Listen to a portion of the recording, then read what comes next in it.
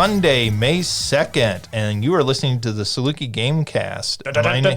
Sorry. Thank you for our new unofficial theme song.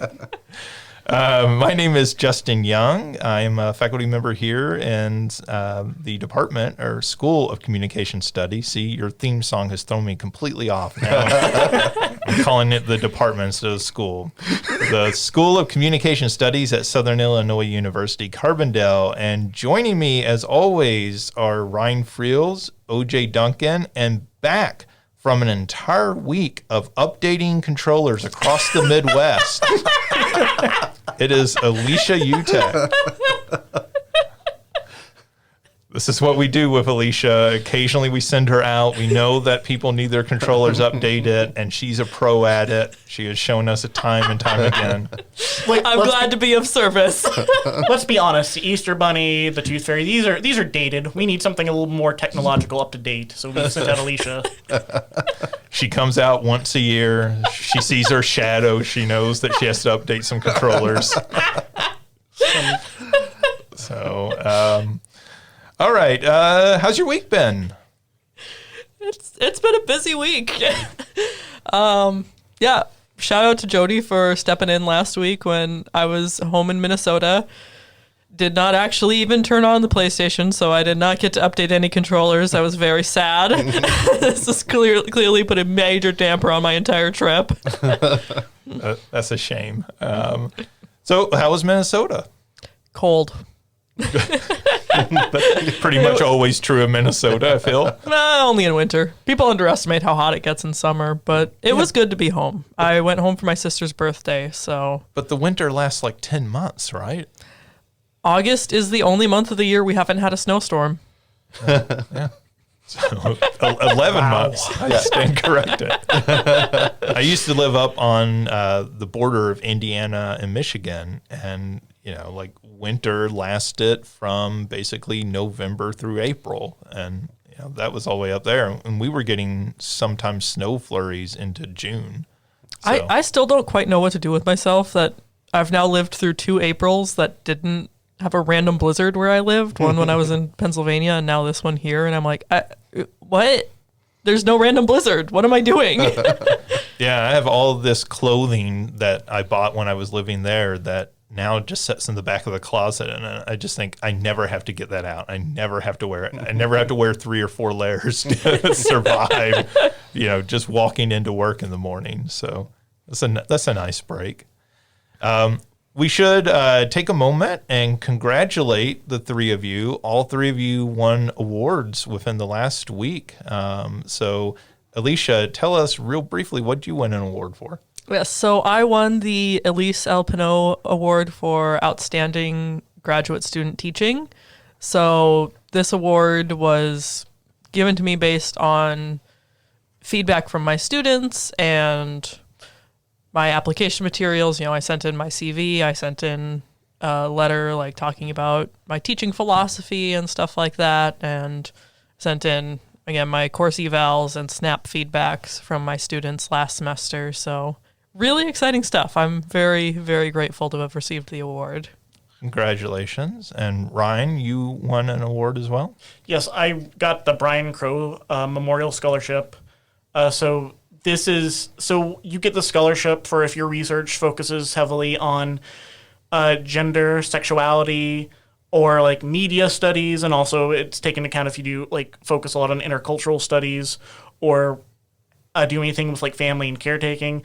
So my research tends to specifically be on the intersection of gender, sexuality, and neurodivergence in animation, so that pretty well takes care of it being about gender, sexuality, and media studies. And I also do a lot with intercultural because I talk a lot about Japanese anime as well as anime's influence on American animation. So because those tend to be my areas of research and specifically I've been writing about neuro-queer representation in Steven Universe for my dissertation work. That earned me the scholarship. Congratulations. And OJ, finally, you also won an award. So I won a 2022 Outstanding Graduate Teacher award from Graduate and Professional Student Council. And essentially, I had to do exactly the same thing that Alicia did with the CV and a note from a student nominating me and teaching philosophy and all of that. So I also got a weapon with it. It's a huge, gigantic spearhead is what the award is.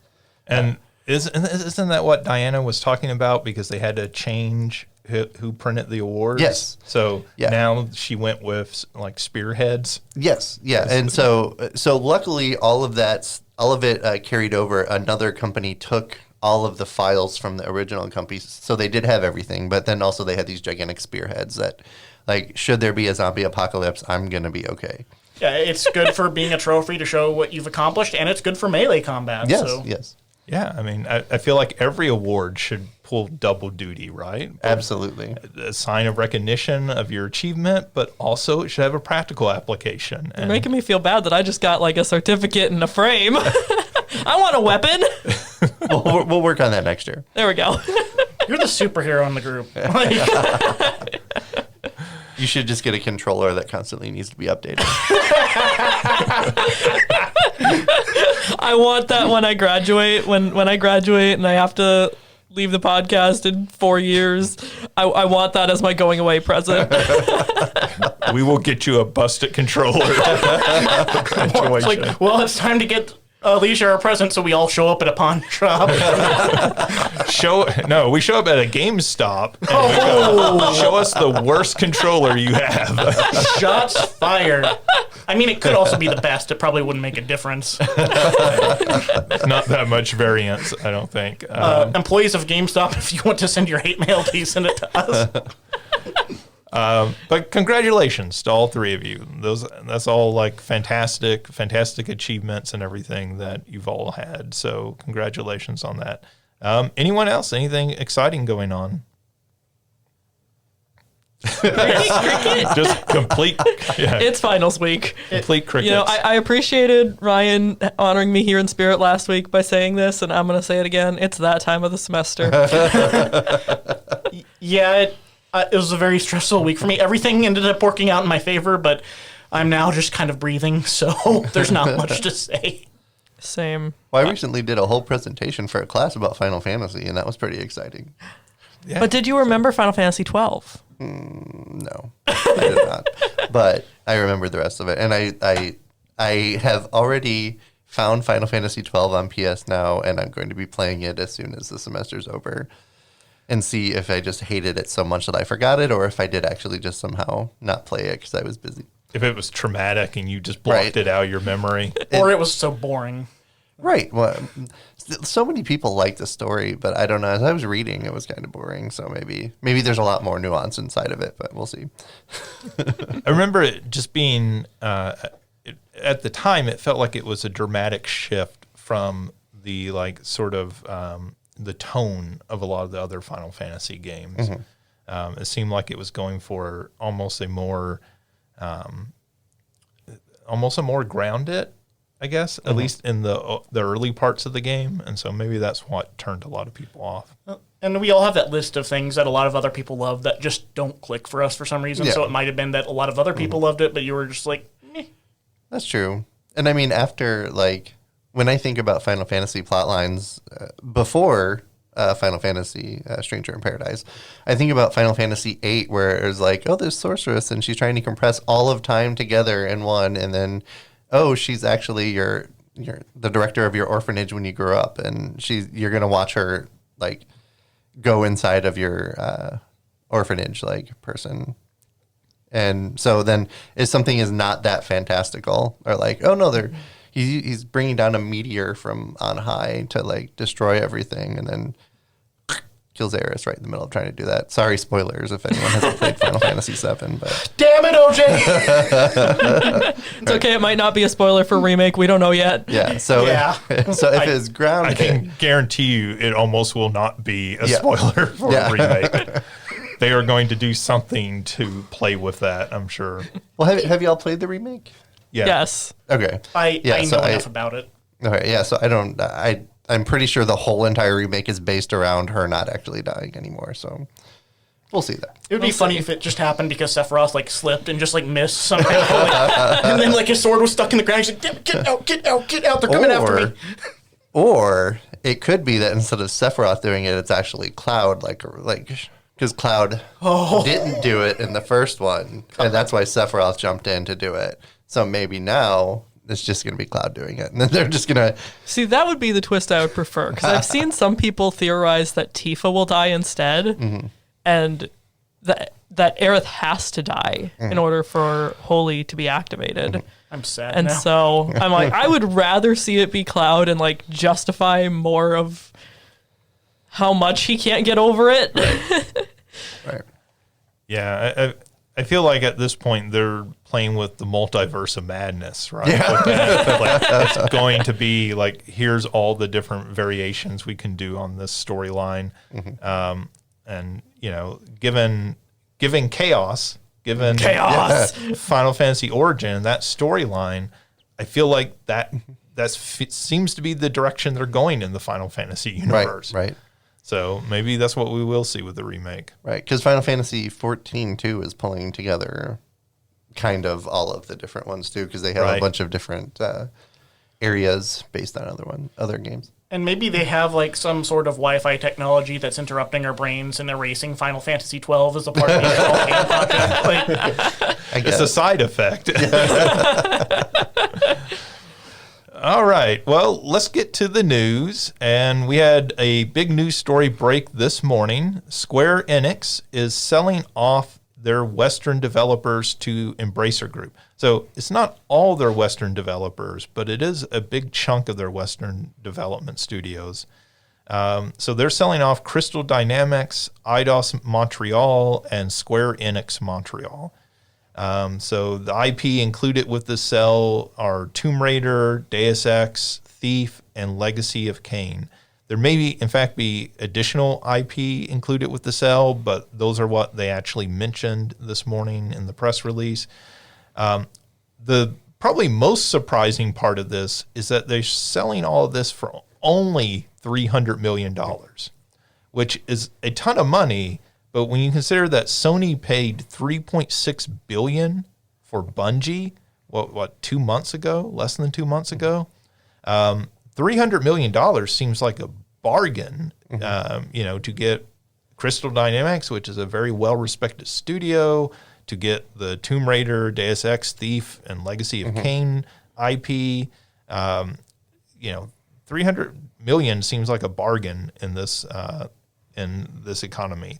Right, I would expect $300 million for any of those IPs right there. Like Tomb Raider should go by $300 million by itself. I was thinking Tomb Raider alone should be higher. Yeah.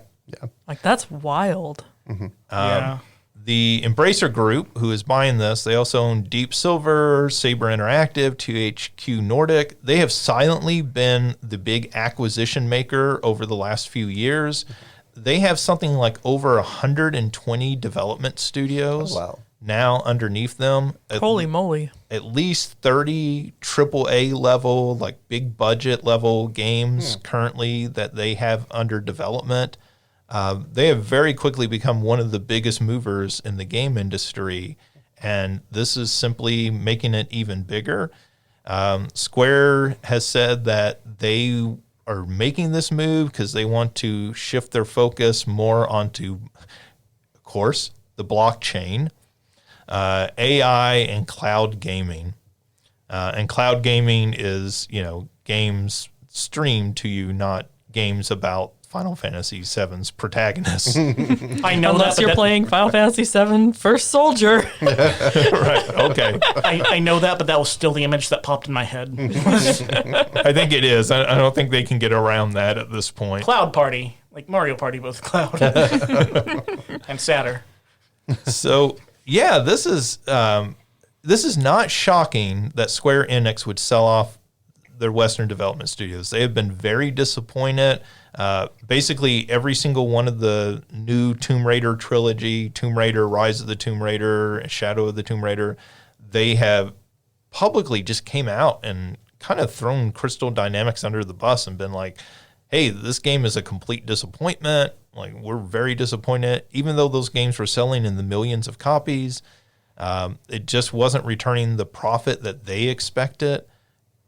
Not to say anything of the failures that Square Enix has been having. So, like, again, Strangers of Paradise. Best game ever. Was it? Yeah. You could just see OJ's soul leave his body in that moment when you said that, right? I never played it, OJ. I just wanted to know. But, Babylon's Fall, they've had several high-profile disasters in the last couple of years. And, those Tomb Raider games have been fairly universally praised, both critically and by players. So, it really is kind of a shame. I mean, I guess it's good for Crystal Dynamics. You don't want to be somewhere where you're unwanted. But given this low price, it's also kind of shocking that Sony or Microsoft or somebody else bigger did not pick them up. There have been rumors that Microsoft might pick up Crystal Dynamics because they are currently working on the Perfect Dark reboot at Microsoft. And so it's kind of surprising they didn't do this, but maybe everything going on with the Activision merger is preventing that from happening. I don't know. Like, this is one of those deals that just kind of blows my mind. Like, the good is we might get a new Legacy of Kain game. We might get a new Deus Ex. We almost certainly will get a new Tomb Raider out of this. The bad part is, you kind of hate to see more and more acquisition into, 5 or 6 big companies. You kind of wonder, Embracer Group, they're a Swedish, I think, based organization. You kind of wonder if some of these games start bombing on them, how deep are their pockets to keep supporting all this development with so many studios that they currently have? I don't know. Any thoughts about this? Any thoughts about where this leaves Square Enix going forward? I mean, if they want to focus on blockchain, AI, and cloud gaming, I think it's a bad move. I think a lot of game companies are like, "Oh, blockchain games, oh, all this," and I think it's going to be a bad move because I think gamers largely are against blockchain gaming. So I think it's a bad move on them. And also, like, you already mentioned this, but after doing Stranger of Paradise and then saying, "Oh yeah, Tomb Raider's not really as good as we want," like, that's a slap in the face to Crystal Dynamics. They probably sold themselves for that low amount just to get away from Square. Because yeah, I think one of the weird things about that is you kind of look at, if the Tomb Raider games were a failure on the sales side, that seems like a marketing failure. Those are good games. Yeah. They may not be the greatest games in the world, but Rise of the Tomb Raider, the second one, I still say is one of the best games of its generation. It was such a good game. And if that game failed sales-wise, that's on the marketing side. That's not on the development side. I don't know how they make that game better. I don't have an in-depth understanding enough of video games and business, but there's like some part of my brain that's just like, is this like the beginning of the end for Square? Like, there's, Right. that might be a silly thing to wonder, but I don't know. I mean, it definitely wouldn't be the first time that a video game developer shot themselves in the foot. Right. That's essentially the whole history of video games is, hey, who's shooting themselves in the foot now? And so this might be Square Enix's death knell. I mean, I think that's a fair question to ask, right? Like, the Square Enix, you think about what they make at this point, and yeah, the Final Fantasy games sell well, but the Final Fantasy games are not selling 20 million copies. So outside of Final Fantasy 14, the online game, which is doing extraordinarily well right now, the mainline Final Fantasy games, even Final Fantasy VII Remake was, it wasn't a blockbuster runaway hit. It did well, but it wasn't selling, 15 million copies or anything. So when you view it from that perspective, I feel like, what does Square Enix have anymore? This isn't the 16-bit days where every role-playing game they pumped out was, a bestseller, or even the PlayStation days, right? Where Final Fantasy VII is, the second best-selling game on the PlayStation. They don't have that sort of power anymore. Right, and fans really felt burnt after Final Fantasy 15. Fans are feeling burnt after Final Fantasy Stranger of Paradise.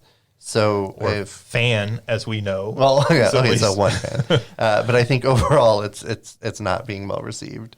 And so Final Fantasy 16 is coming up soon, and if it's not gonna be good, then That's what I was thinking. I was like, 16's coming up. I think they just announced the official release date.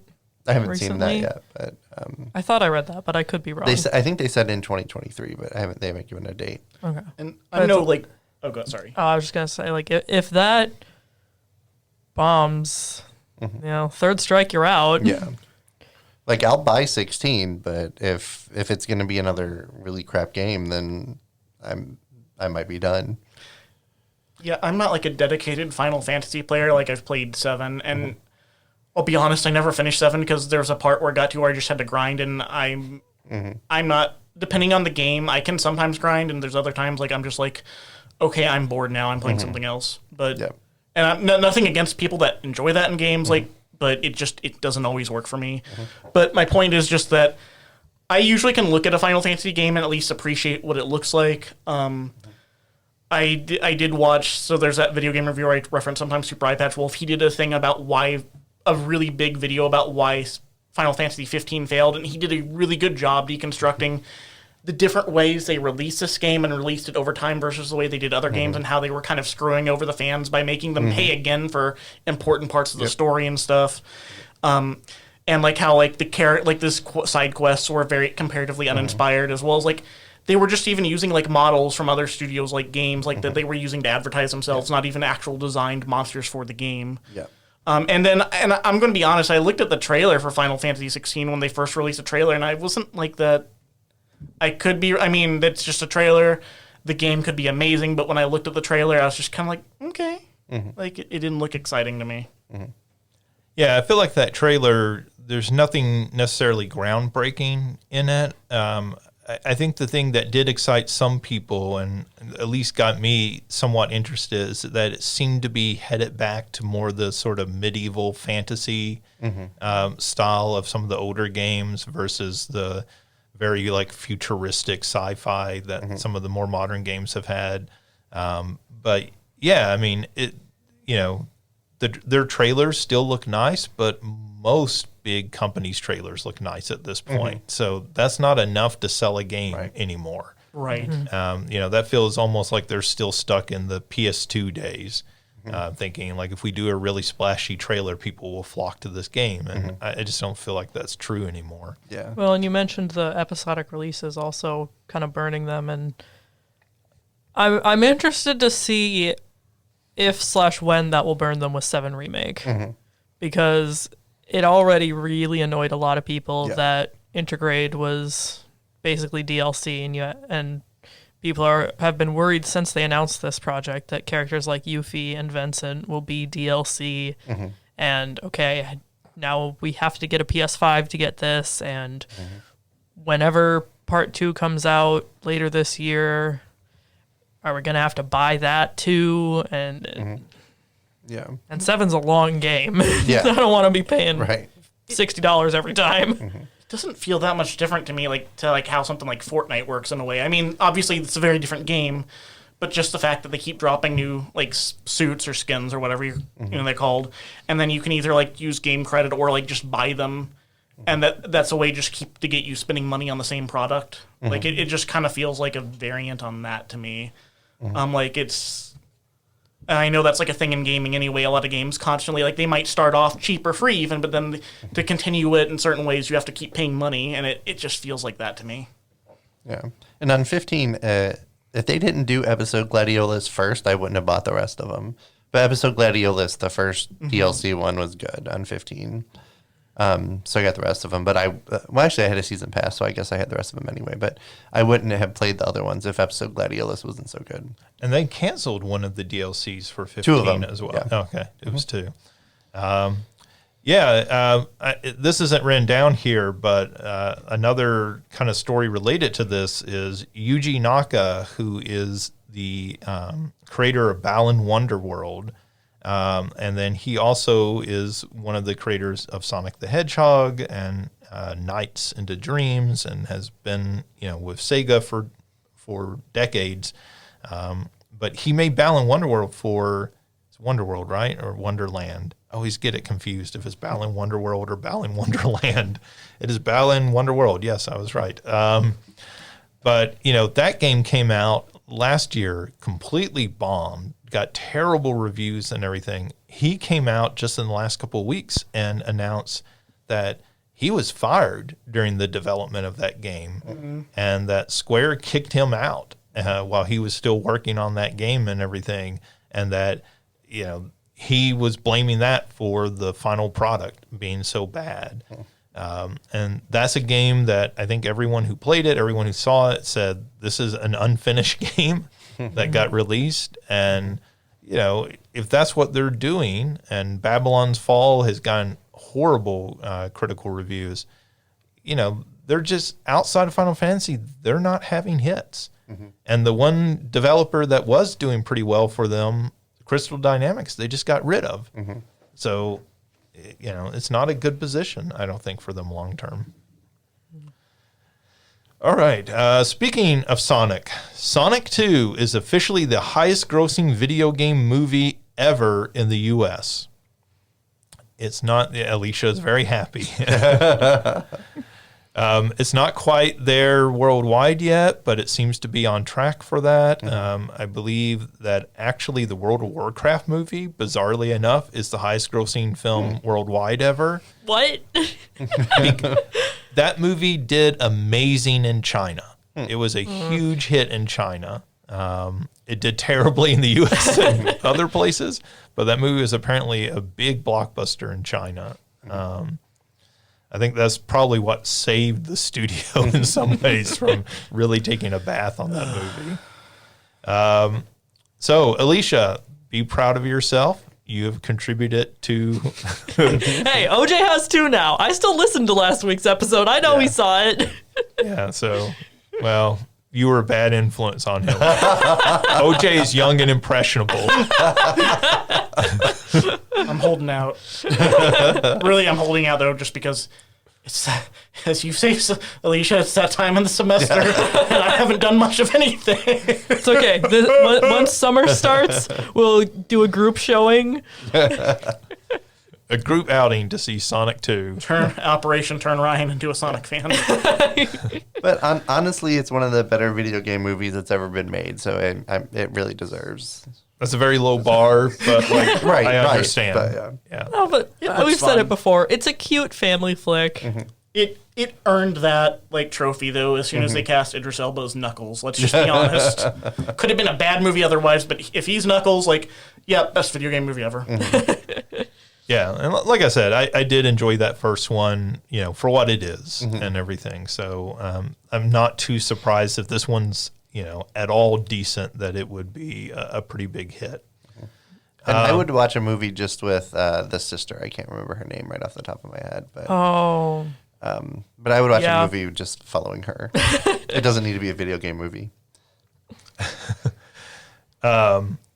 So is this the sister that's in the first one? Yeah. She comes back in this one. She's getting married this time. That's why the humans are kind of out of the picture for most of the film, because they go to Hawaii for her wedding. Yeah. Oh, okay. Yeah, she was really good in the first one. Oh, she's better in the second. I don't know who that actress is by name. But she's fantastic. I can't remember the character name or the actress name, but she's absolutely fantastic. Yeah. Well, speaking of video game movies, the Mario movie has been delayed until April of 2023. Oh, no. We have 11 months. Brace yourselves. Delay it until Chris Pratt is off of the movie. There have been rumblings or speculation, I should say, by some people, maybe that's what's going on. I don't think that's what's going on. Chris Pratt has the new Jurassic World movie coming out this year. He has the Guardians of the Galaxy holiday special coming out this year. Next year he has the third Guardians of the Galaxy film.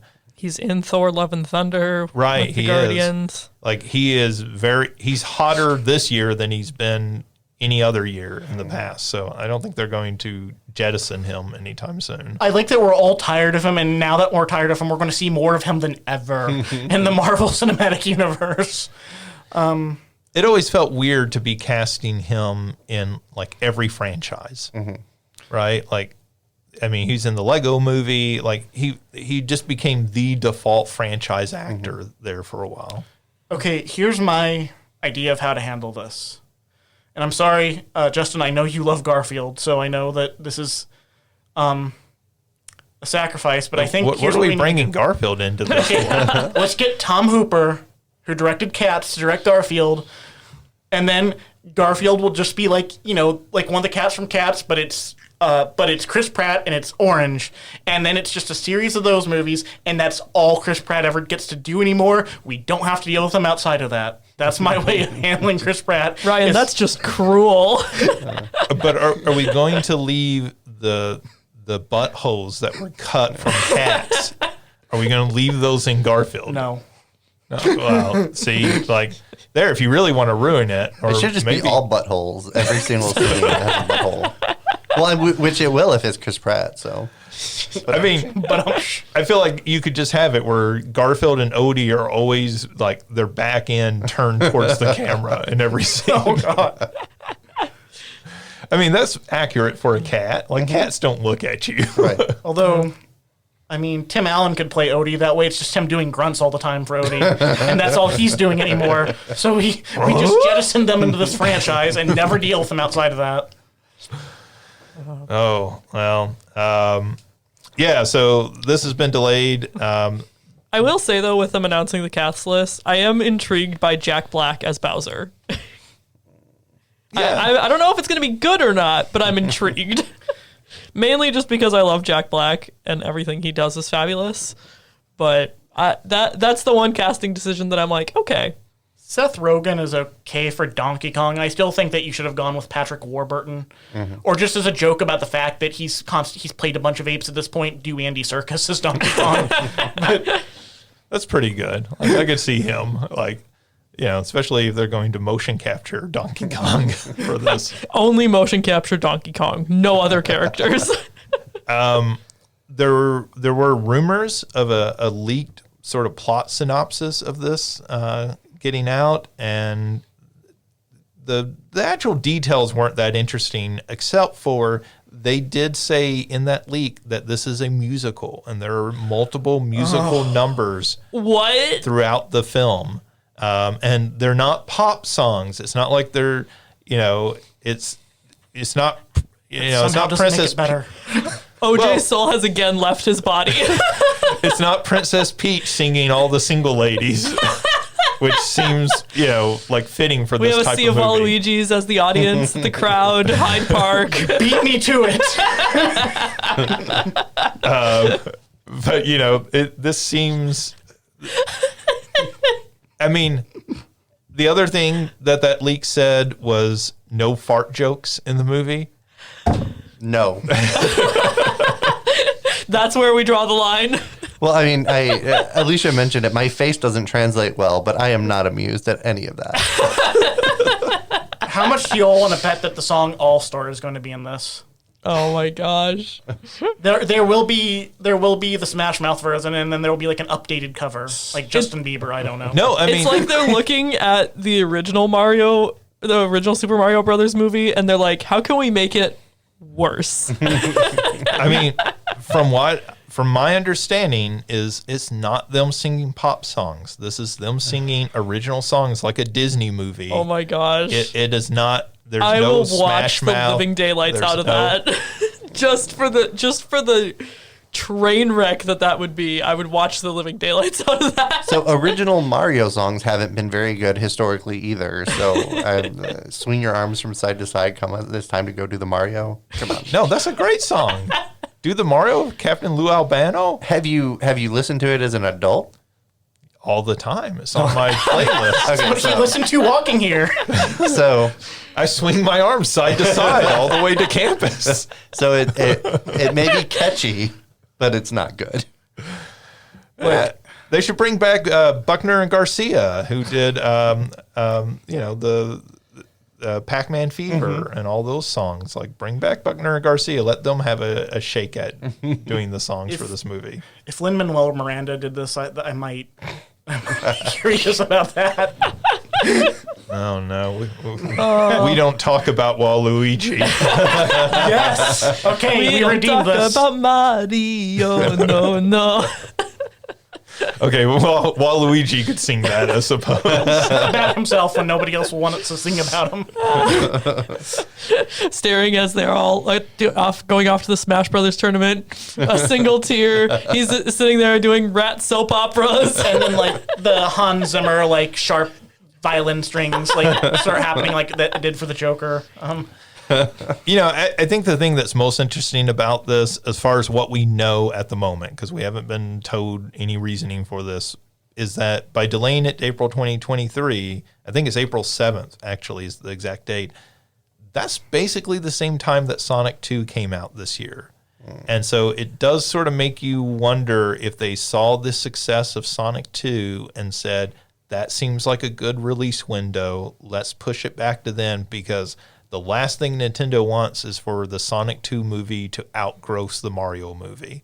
And so are we just trying to move into that same window so we have that same hopefully guaranteed success and everything? So I guess I hope they do a Sonic 3 at that time too. Release it at Sonic the same 3 time. is confirmed. Yeah, I don't think they can get that out. I don't think they can get it out that next fast. April. But With Robert Pattinson as Shadow. no, you know when they should have delayed it to? They should have put the release date at March 10th, 2023. Mario Day. Mario Day. That would have gotten so many people who would go to it, even knowing it would be a trash fire. Now you're getting back to like Sonic Tuesday and Mortal Monday. And video games used to come out on a special day. So, all right. Well, let's move on before we depress ourselves too much thinking about the Mario movie. Sony, as part of their new PlayStation Plus Premium, is rumored to be forcing developers to provide 2-hour demos of any game that they're selling for above $34. So basically, any $35 and up game has to have a 2-hour demo that's going to be available to people who paid for the PlayStation Plus Premium. So this could be like a timed demo where you just start the game and it just cuts you off after 2 hours. Or my understanding from reading it was that it could be an original demo that you've created for the game, but there has to be that 2-hour demo. I know, OJ, you said you were going to subscribe to that top premium tier. So does this feel like worth it to you, getting these demos? So it does, because I played the Kirby demo, which made me want to buy it. I probably wouldn't have bought it otherwise if I hadn't played that demo. Also, I played the Stranger of Paradise demo, and despite my thoughts, I actually bought it after that too, just because I wanted to play through it. And I love this idea for larger companies. Unfortunately, and I had posted this, and a friend of mine mentioned something.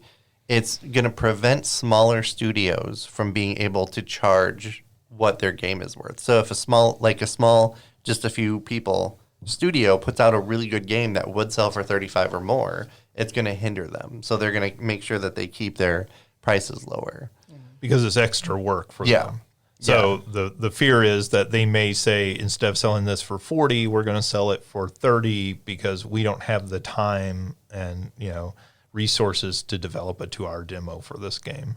Exactly. And unless PlayStation comes up with a system where they can cut people off at 2 hours.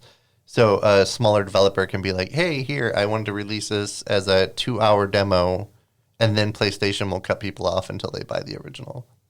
That would make more sense to me, because I was looking at this and I was like, 2-hour demo? Like, why would you not do like how Kirby did, where you have like a few levels and that's the demo? Yeah. And so that's harder for developers from what I read. But like the 2-hour demo could be much easier. Especially if PlayStation is the ones to cut them off, like you said. Mm-hmm.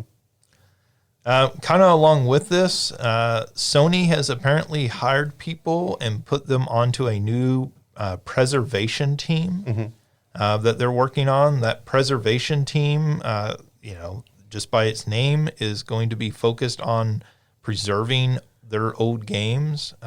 This is something that in the past Sony has had zero interest in, but obviously with the new PlayStation Plus tiers, that's a big selling point of having access to those old PlayStation 1 through 4 games, but also the Vita and PSP. That seems to be a selling point. We're not getting Vita games yet, but possibly down the road someday that might be part of it.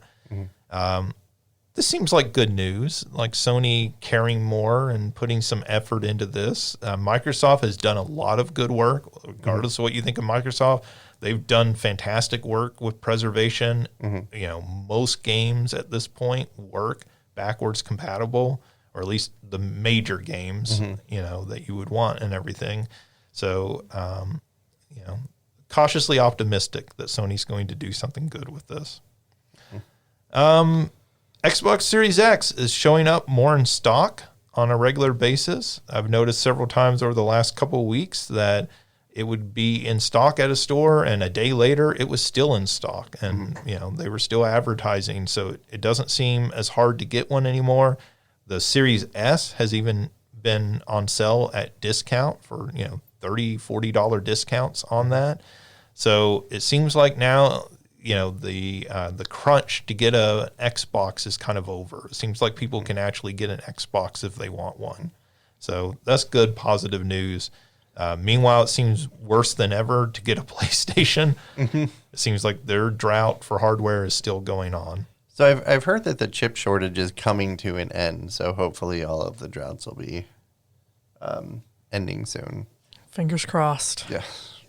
Yeah, I mean, if you want a PlayStation, it is still pretty rough out there. Yeah, but now's the best time to sell a car. So yeah. So do that quick if you're planning on selling a car and getting a new one. Sell your car so you can afford a PlayStation 5. If you want a PlayStation 5, I still say the best way is if you are a PlayStation Plus subscriber, Sony has where you can sign up to get onto a buying list, and they will email you the day before and say, hey, tomorrow we're going to have these in stock at this time through their, the Sony's official website. And that's how I got my PlayStation 5. That seems to be the easiest way, and it was really convenient and easy just to get in there and buy it. We had a similar thing with GameStop. That's how we got ours, is they sent out an email and said, hey, at this time. And then my husband was able to just be right there ready for it. Twitch is making some changes to increase their revenue. These are not very positive changes for users of Twitch. So one of them is they want to change the revenue split, which is currently 70-30. That 70% of the revenue goes to the streamers, 30% to Twitch. They're wanting to change that to a 50-50 split, which is a pretty dramatic shift. They also want to allow more ads during streams. And the sort of trade-off for all of this that they're offering as an olive branch to the streamers is to open up exclusivity of streamers so that they can stream not only on Twitch but to other services. These are their partnered streamers, right? So this isn't your average person who just gets on Twitch and wants to stream, but this is for the people who are partnered with Twitch. I think the problem I see with this is, what other streaming services are there? I mean, Facebook and YouTube. Yeah, those are the only two that really do it, unless like Discord or something is trying to get into having people stream on them, because they've opened up streaming a lot on Discord, so they might be trying to start something where like the streamers can have their own server and make money off of it or something. But I feel like there's not really enough. I mean, like you said, this isn't every Twitch streamer. It's like a lot of the Twitch streamers I follow, I got into through finding them on YouTube, and all of them have like Discord communities already. And so like I don't know that there's enough people that would really affect to justify this. Right. Yeah, I this seems like a grab on Twitch's part to bring in more revenue, and they're offering this olive branch that no one really cares for. Yeah. Right. And I think that a lot of streaming companies should pay attention to other streaming companies like Netflix. Look at Netflix was like, oh yeah, we're going to do a cash grab, and how many people did they lose? Like, we're going to end our subscription to it. I want to finish some of the shows that are on there in my queue, but then we're going to, I've had Netflix since it was still DVDs in the mail. And I'm going to end my subscription because they're doing all that. Same. So, like, I feel like a lot of streamers might leave, just straight up leave and go to YouTube or. Like, I got HBO Max. I'll be fine. That's how I feel. Right. Yeah, I've already canceled Netflix. I'll go back when Stranger Things comes out this summer, but I'll subscribe for a month and then just cancel again. Yeah. Yeah, I mean, I think OnlyFans, the like sort of what's primarily known for like porn streaming and stuff, but I think they got into a similar issue of they were like basically kept taking more and more of a bigger cut, and it really forced a lot of the users off of that service and everything. And I think those sorts of communities are very fragile and can disappear really quick. Twitch's case, I don't know that there's a lot of places for those people to go right now, but it's not hard to imagine somebody else stepping into that space. I know YouTube has tried; they haven't been very successful, but you make people mad enough, you take too much of their money away. Yeah, people will move on. Diablo Immortal, the formerly mobile exclusive game, is now getting a port to PC. It hasn't been officially released even for mobile yet. I think it's in testing currently in some foreign markets, but it is now coming a PC version as well. That probably means we are not getting Diablo 4 anytime soon. So if they're putting this out, this is probably to sort of placate fans in the short term.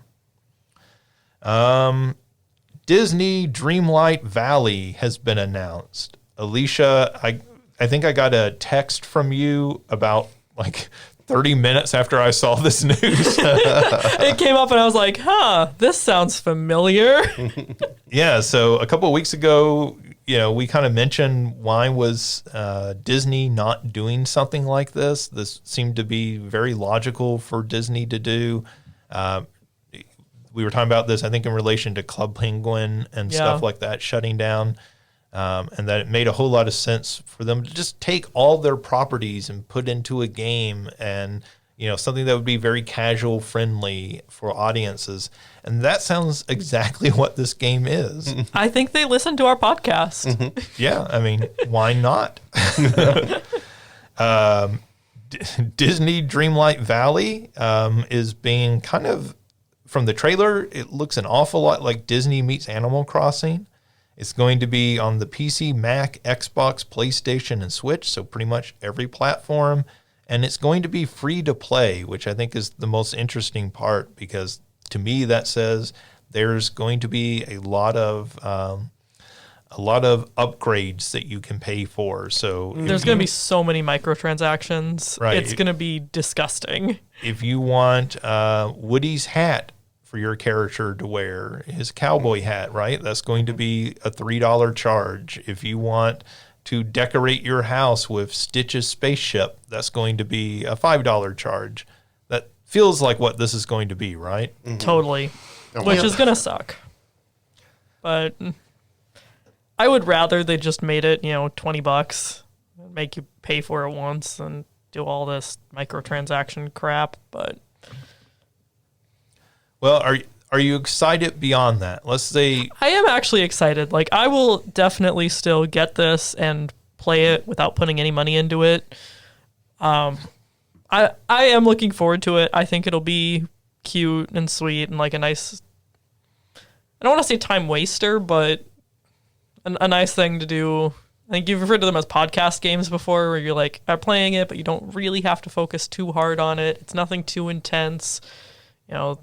there seems to be a story mode to this game. I'm trying to remember the trailer now, but there seems to be some kind of story where you're like going around restoring memories. Yeah, it seems like that. It seems very Kingdom Hearts like in a way that there's some sort of evil presence that has removed people's memories and sort of erased the world, and you're going back, sort of putting it back together the way it should be. Yeah, so like I think it'll be a nice chill game, as long as it stays free to play and you can beat the game without having to spend money. I am looking forward to it. I am definitely going to get it and play it.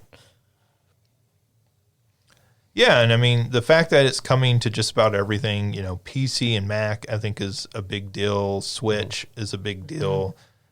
This seems like a game much like Animal Crossing where you just check in for a few minutes each day. You're not necessarily going to be doing 10-hour play sessions of it each day, is my guess, But, I think if it's good enough, it's charming enough, people will come back each day to play it. All right, that does it for news. So let's move on to what you've been playing. And Alicia, you've been gone for a week. So did you play anything fun in that time? I played a little bit of Pokemon Legends Arceus. Like I said, I didn't get to turn on the PlayStation when I went home, which was a bummer. But I've also been going back and watching Let's Plays of the Sly Cooper games. They've been on my mind since we talked about potential video game movies, and it's very fun, like having the nostalgia of, because these were games that I know my sister and I beat all three of them, but I don't necessarily remember every little thing that happened. And so like I remember the big plot twists, but you get some really great moments of, they're very sassy games, they're very snarky games, you get some great lines that I'm just like, hang on, I did not remember that. I did not remember Bentley saying that. Sort of lines that play on multiple levels, maybe, that would go over a kid's head. Is that what you mean? Yeah, I'm trying to think. There was one that I finished the Let's Plays of the first two games, so I'm watching the third one now. And there's one line when Bentley is trying to goad the character Mugshot into a fight, and you have a bit more choices where you're like, okay, like I should try insulting his appearance or insulting his breath or insulting his mother. And the one that gets him is insulting his mother. But the line is a little adult humor, so sorry. But your mother was a broken down tub of junk with more gentleman callers than the operator. I'm like, hang on. I did not remember this line. I definitely did not remember the turtle saying it. So is the turtle. That feels appropriate, like child humor, though, in some ways. I mean, maybe not real little kids, but I'm thinking like 10-year-old kids, right? Like, oh yeah, it's the classic 10-year-old your mother joke, but also like just getting in that little bit extra that you're like, eyebrows up, okay. I missed that line when I was 8 years old playing this game. Right. I grew up with like Rocco's Modern Life, so I'm okay. All right. And how's Pokemon going? It's going good. We are at the point of being about to fight the final noble Pokemon, so we've reached the last area now. But apparently we're not anywhere near done with the game. I've avoided as much as I can about the storyline because I have wanted to just experience it. So I'm not sure of everything that's left after this. I think at some point, like, you fight altered forms of Dialga and Palkia. I know the Volo twist, but I'm not sure how we're gonna get from, okay, we've saved the last of the noble Pokemon to now here's all the other stuff we got to do. Right. So I'm not quite sure how far we are in the game. I would have thought we were getting to like the 2/3 mark, but maybe we're not. All right. Well, Ryan, what have you been playing? Okay, so just a reminder, it has been that time in the semester. All all I played was Bejeweled. I'm not gonna lie. That's what I played. I got out my phone. I'm like, what's a good game to relieve stress? I played Bejeweled, and then I got stressed again because it started being like, okay, game over. But if you want to continue, just watch this ad. Yep. And I'm like, oh no, not this again. See, I first played this like on like the Wii, so I didn't have to deal with that. Right. So now I'm playing this on the iPhone. I'm like, this is stupid. But to anybody that's not familiar with it, it's just you're trying to. It's a Tetris-like game. Stuff isn't constantly coming down up until you align some things, but you're trying to align gems in a series of 3 or 4 or 5, and like it just if 3 you lose the gems, and gems continue to fall down. If you align 4, you lose 3 of the gems, but 1 becomes a extra powerful gem that will get you more points when it's in another series of 3 or 4 or 5. And at 5, you get like a super powered cube that blasts a bunch of stuff out. It is fun. It is addictive. It is good to de-stress until advertisements come. And then you're just like really mad at it because you didn't want to deal with that right now. The more interesting gaming thing I've done this week, or sort of gaming related, is so there's a YouTuber I like to watch that talks about anime and video games sometimes called Hazel. And she just briefly in one of her videos, I can't remember which one, talked about bands that influenced the music in video games. And the one that she mentioned was Yellow Magic Orchestra, which did like Japanese electronica music. And I think the album I listened to was like in 1978 or 1979. And it's called Solid State Survivors. And it just sounds like it's not music from video games, but it sounds like the best music from the era of NES and Super NES of all time. Like, it sounds like they just collected the best hits from those and made that an album. But it is all music they just made. And so it's very easy to see how it influenced the direction of music in video games. And she even in her video showed like examples of like comparing music they did to songs in video games to show like, hey, they were riffed on a lot. I definitely recommend their music to anybody that likes video game music or electronica. Yellow Magic Orchestra's Solid State Survivor. It's beautiful, and I'm going to try to play more video games after finals are over. I'm going to reward myself with a video game, and I'm also going to continue Great Ace Attorneys and If Found. So cool. I had never heard of that band before, so that sounds really interesting. I'll have to check them out and everything. OJ, what have you been playing? Much like Ryan, I haven't really had time to play very many games. One thing that I was doing though is that as I'm playing some games and an ad comes on, I'll be downloading games, and I'll download a bunch of games that look interesting and then never try them. So I went through my phone and I had pages and pages of those games. So I was just opening them up and seeing if they were like some type of ad farm that was just trying to make money, which most of them unfortunately are.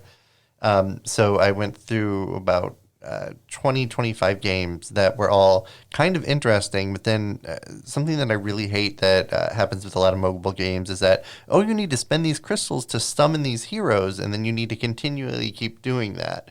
And so games that would otherwise be really interesting, like there was one, I think it was called like Revived Witch or something, and it looked really amazing until that system was introduced, and then now it's like, you need to keep doing this, because I really don't like the gachas in a game like that. Right. And then, so there were 2 games that I kind of enjoyed that weren't really super trying to get your money. One was a Square Enix game, and it was, I can't remember exactly what it's called, like Ni Are Reimagined or something. I can get the name another time. And then there's as much as I talk about blockchain games, there was one called Upland, which I don't really like, but I've been going back to anyway because you need to collect money. So I've been going, and so in Upland, you start in a city, and it uses like Google Map data, and you buy like your initial like property, and then like your character just roams by itself as it's going around, and every couple of hours you have to come back and like collect the money, and it's a very small amount of money. But then like the house that I bought, it showed me on Google Maps where it was actually like for real in Detroit, and I was like, this is actually a little bit weird, but I'm just gonna keep on going back anyway. So I'll probably stop playing very soon, but it's interesting enough to have me come back. but it's not really that fun because I'm just kind of sitting there watching my character, who's a bunch of grapes, just like move around. Hang on, what's this about them being a bunch of grapes? That's Yeah, a so left you turn. have to pick what your character is, and I'm a bunch of grapes. Oh, so you just pick like an icon Yeah. to represent. Okay. Yeah. Yeah. I was picturing a bunch of grapes, all with each individual grape having a face, and I was no. like, No, "Oh my it's- gosh, that took a turn." Yeah, it's just very like not very good. Like it's not that complicated. It's just some grapes. Well, I mean, I had the same reaction as Alicia when you said that part at the end. I was like, "Wait, what is this game again?"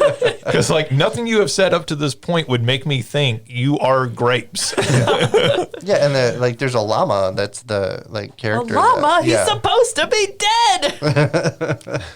But yeah, it's just a llama, and then it's just randomly roaming around Detroit. I mean, As as a bunch of llamas grapes. do. Yeah, yeah. Yeah, so I actually played a mobile game as well this week, Tap Sports Baseball.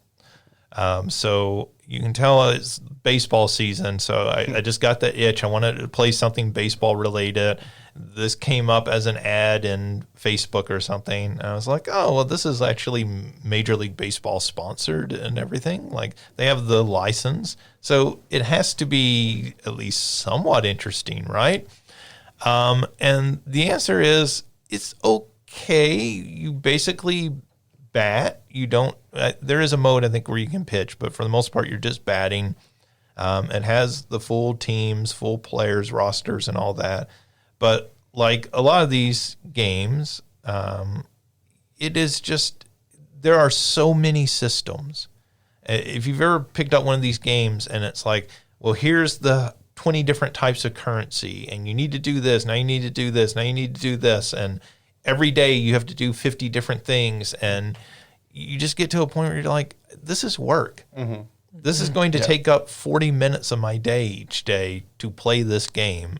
And what I want is a simple little baseball game I can play on my iPad, like when I'm lying in bed ready to go to sleep or something. That sounds fun to me. This game is not fun to me. Right. Even if the hitting is like, not entirely bad, kind of, fun for, just tapping the screen and all that. So I don't recommend Tap Sports Baseball. It's fun as a 5-minute diversion, but then it just sinks too much time. Actually, hold on. I had another game that I was playing.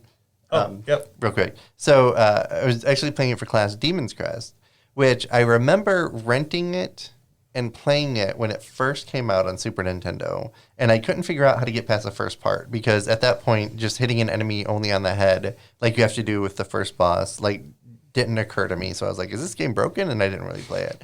But then when I came back to play it for class, I didn't realize that it was kind of like a Metroidvania type game. So that really, really brought me back in.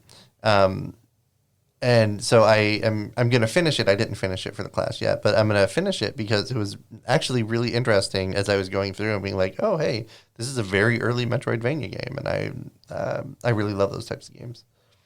Yeah, Demon's Crest is a fantastic game for the Super Nintendo. If you've never played it, it came out very late in the Super Nintendo's life, so a lot of people didn't play it at the time, myself included. I think by that point I had a PlayStation when that game came out, so I wasn't buying new Super Nintendo games. And even when it came out, it wasn't. It's related to the Ghost and Goblins franchise, but it wasn't really marketed that way. And so, it was just a game like you'd never seen, never heard of or anything. And it comes out and it's fantastic. Like it's really a fun game. There's a Game Boy game that I think predates it. That's also really good. It's one of the better Game Boy games. But yeah, it's a fantastic game. Yeah, it really, really is. I'm excited to get back to it. All right. Anything else? I also played Turtles in Time for class, but I'm not I love Teenage Mutant Ninja Turtles. I'm not a fan of that game. Yeah. Or any of the beat 'em ups, like where you just mash a button. All right. I mentioned the one mobile game I played. The other game I've been playing this week has been the Stanley Parable. So when this game's a few years old at this point. When it first came out, I think I played maybe an hour or two of the game. I played a little bit of it, I know. And they have released a deluxe edition of the game, which is actually a sequel. So it is basically re-releasing the original game, but they've integrated the sequel content into it. In fact, there's apparently a door that says new content. You walk through that door to access it. So I never finished the first one. So I've been going back playing it because I want to give it a full experience before I move on to the new content and everything. And I've been enjoying it. It's if you've never heard of the Stanley Parable before, it is a first-person game. You are in your office one day at work, and you walk outside of your office and realize that everyone else in the building is gone. And so you start walking through the office trying to figure out what's happened to everyone. And while this is happening, there's a narrator who's narrating what you're doing. And one of the first situations where you get choice in the game is you walk into a room and there are two doors leading out of the room. And the narrator says, Stanley took the left door. Well, you can, or you can go through the right door and the narrator will change his narration to fit what you're doing and everything.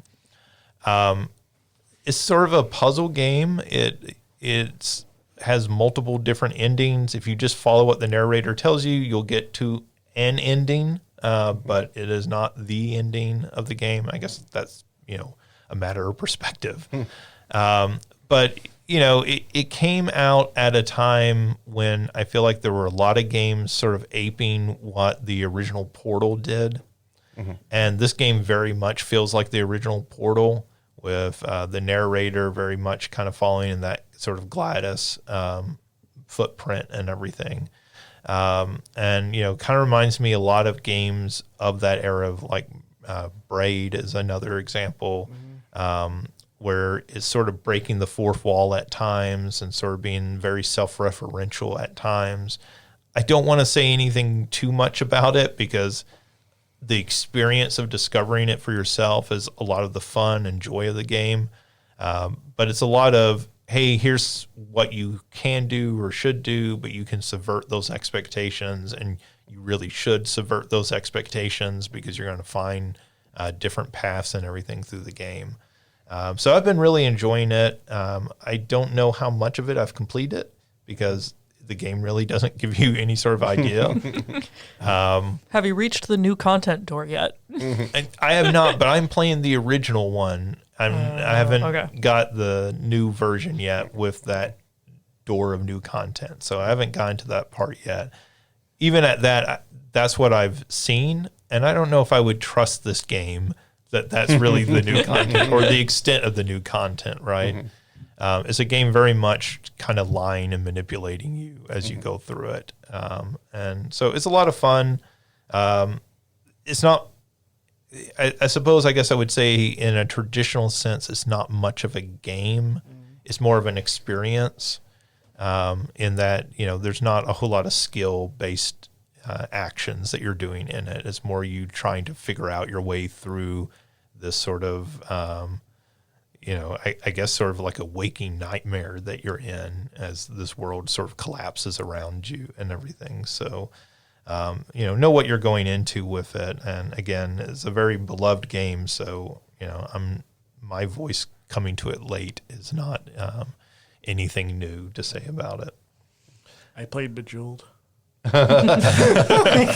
Yeah, about 20% of mobile games are based on Bejeweled, I feel like.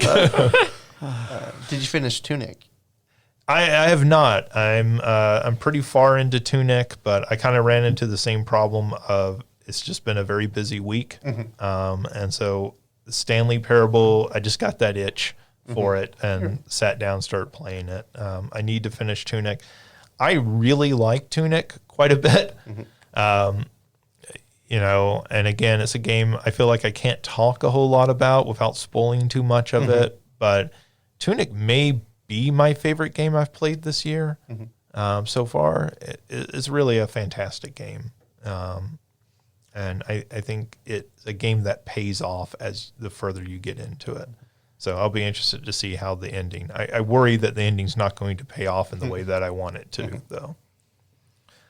All right, that does for what we've been playing. So it's time for our big question of the week. And because we talked about the Disney, Dreamlight Valley game, which is sort of Disney meets Animal Crossing, our question for this week is what other franchise, and it could be a game, a movie, a book, whatever, should get the Animal Crossing treatment next?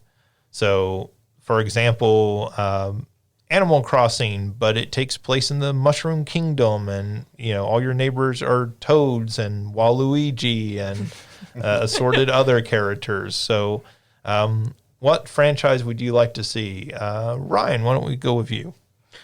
Okay, I'm gonna go for a weird answer here. So I'm also a board game nerd. There's a board game I really love called Everdell, and it's just like you're basically building this little village of like woodland creatures. Like it's just like a little small village in a forest built up by squirrels and mice and badgers and stuff. And so you'll have like this little, like maybe you might have like this little inn that's in a tree or something like that. So I think or you have like these family of mice that run a farm. And there's also like resource management and stuff in it and tableau building. So you're collecting different buildings that you can put different animals in that will run those buildings. And oftentimes these buildings should chain together in a way that helps make points or like helps you get resources or something. And it'd be cool to like maybe do like an Animal Crossing style version of that game, which I guess maybe that in some ways already feels kind of close to Animal Crossing, but this kind of has more of like an energy of something like, if I haven't read these books, but like if you've read like the Redwall books, that's what people are reminded of when they play this game. So except it's about building a village. So Redwall was one of my two answers. So as you were describing this board game, I was like, oh man, he's describing Redwall. I haven't actually read Redwall, so I didn't know I was describing the books that well. I mean, some similarities, some heavy similarities, I guess I would say. But yeah, that sounds great. And I think it, even with Disney, right? Like you are doing anthropomorphic animals, right? Yeah. So, I mean, you're going to have a duck walking around. You're going to have a couple of mice walking around. You're going to have a funny dog walking around. So, yeah, I mean, I think you're going to do some overlapping with a lot of these properties. Alicia? My first answer is everything. I really enjoy like the kind of slice of life chill content that Animal Crossing tends to provide. I think if I'm going with a serious answer, part of me wants to say Lord of the Rings. The other part of me knows that Tolkien would literally roll in his grave if that happened. I think Tolkien has probably rolled in his grave a few times. Probably, but I feel like that would be another big one. That would be like, he would not be happy with that.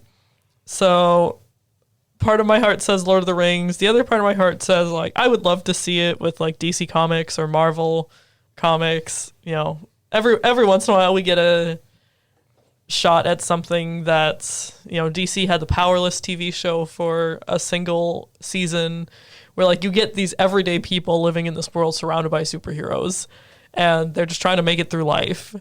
And so I feel like something like that would be able to do the Animal Crossing treatment where, oh yeah, you see on the news, like, okay, Batman beat the Joker up again. We're safe. Yay.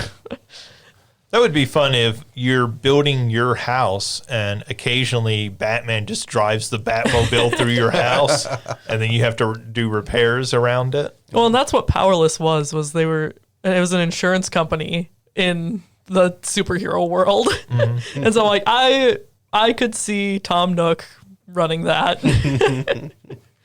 Which comic book character would replace Tom Nook? You could do a really wicked version of this and have Lex Luthor replace Tom Nook.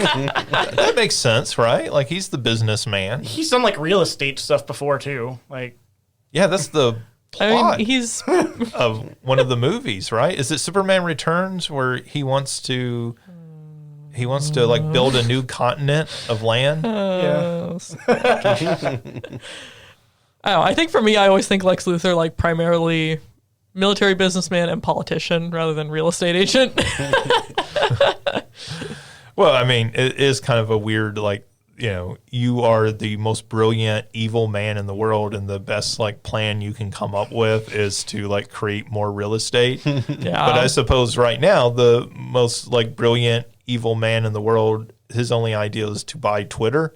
So, Jeez. so Once again, OJ's soul has left his body. Brilliant with quotation marks around.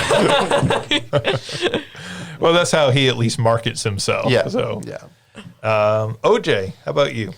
So I was thinking about this, and Samus Aran has been in a lot of games where like the world is just about to blow up, and she deserves a break.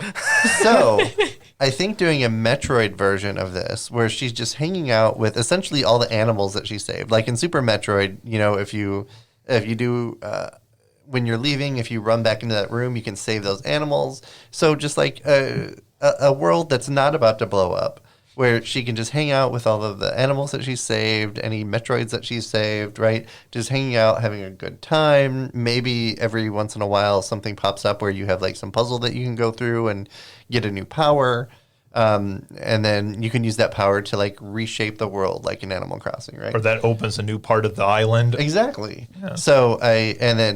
So I think that Metroid would be a fantastic version, just to give her a break, so that like it's not like, oh, here's the 30th planet that's about to blow up if you don't do everything correctly, and then, oh wait, you did everything correctly, now it's blowing up, you need to escape. So just she needs a vacation. Yeah, Animal Crossing crossed with Metroidvania. Mm-hmm. That sounds potentially very interesting. Play that. I never I'd be thought down of for that. Yeah. Yeah, so Disney, Nintendo, if you're listening, here's your next great game idea. Yeah, so for me, I had two answers. One, basically, Ryan already gave away, which was Redwall. I just think, and maybe because it fits very well with the already sort of style, not quite as cutesy as, not quite as pastel-y as Animal Crossing, but that idea of like a little small miniature world with, sort of fantasy setting, but it's all animals and everything, I think would be really cool. And you're building up, your towns and all of that using those animals. Could be a whole lot of fun. The other answer I thought of, which is quite a different tone, is Mortal Kombat. So Yes. I'd play that. We already have the island that they all go to and fight on, which is in the original movie, but was also in, was it 9 or 10? I think 10. Yeah, I think you're right. It's 10 that they all go to the island again and everything. So they're already on an island, right? And they spend a whole lot of time standing around and doing nothing on that island. So why not just build them each a home and let them interact with one another? And, occasionally maybe Sub-Zero builds onto your property and you have to go settle the dispute with them, and you can settle it, through dialogue choices, or you can fight them. And if you lose the fight, then Sub-Zero just takes your land. Imperialist Sub-Zero. Yeah. And so, as they used to put really goofy modes into the Mortal Kombat games, like there's a Mario Kart style racing game in one of them, and there's a Tetris style game in one of them. So why not do something like crazy like this in the next Mortal Kombat game?